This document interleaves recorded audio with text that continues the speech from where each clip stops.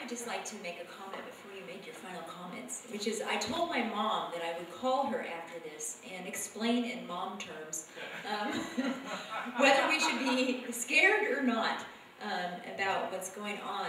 And so put it down on, again, mom terms, kind of really, should we be afraid or should we not? That's sort of, I think, what I want to leave us with.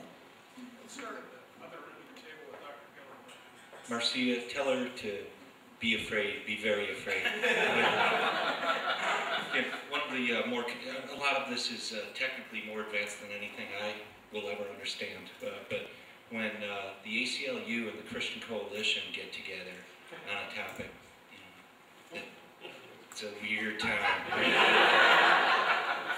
I like that comment out of the audience. Let's take care of this in advance. Let's be active and not reactive. I've been chasing after Mr. Johnson's seat for almost 4 years now, and I can't tell you how tired I am of him fixing his mistakes after the fact, after people have suffered and experienced pain.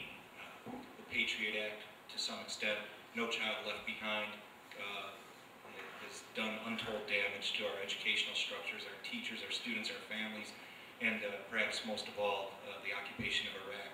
And this just rings similar to me, that I can just envision a point 3, 4, 5 years from now where people are saying, how did that happen?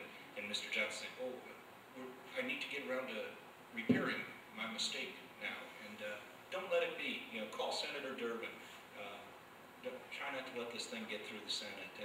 And speaking more broadly, elect representatives that believe in publicly financed campaigns to where these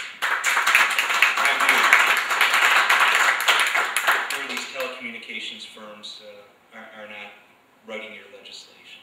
So, and I want to thank everybody for the opportunity to be here this evening as well. I want to echo what Dr. Gill just said, in that be very afraid, but also we should take hope for a number of reasons. And Dr. Gill alluded to this. There's a huge coalition now, a bipartisan coalition, that's organized around this issue. And particularly on the grassroots level, for the most part, you find almost a consensus, a bipartisan consensus, that believes that net neutrality should be preserved. And the argument that let's wait until it's actually a problem, that's one of the standard lines coming from the anti-net neutrality camp. In my opinion, I think a lot of people share this opinion, that's a very flawed position to be in. It's the cliche using, you can't put the toothpaste back in the tube.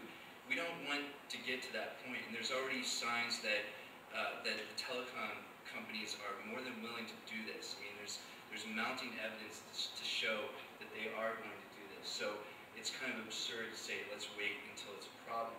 So, as Dr. Gill mentioned, it's hung up in the House or in the Senate right now, and that's really good news. I mean, it's before people thought it was just going to sail through the Senate, and because of public pressure, it's hung up in the Senate. We have to remain vigilant.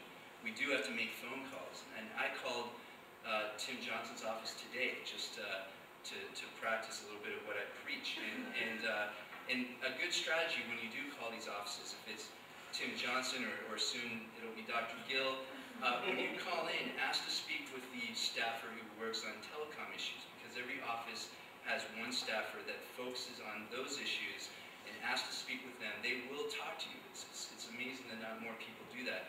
On any given day, they'll only get about 6 or 7 calls from constituents. So if we just put more pressure on them, remind them that we are paying attention, we really can make a difference.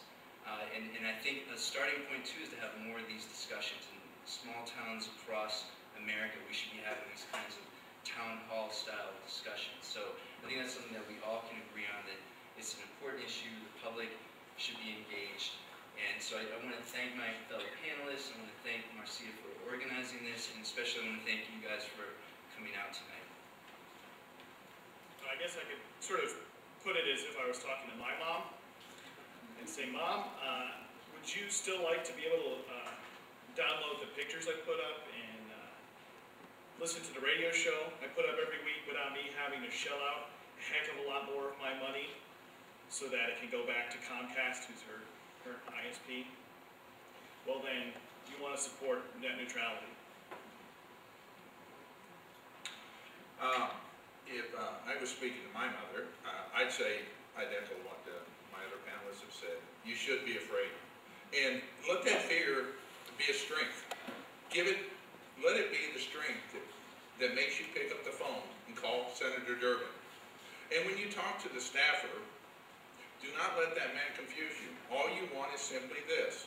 No Telecommunications Act is to be passed without an enforceable net neutrality. It is that simple.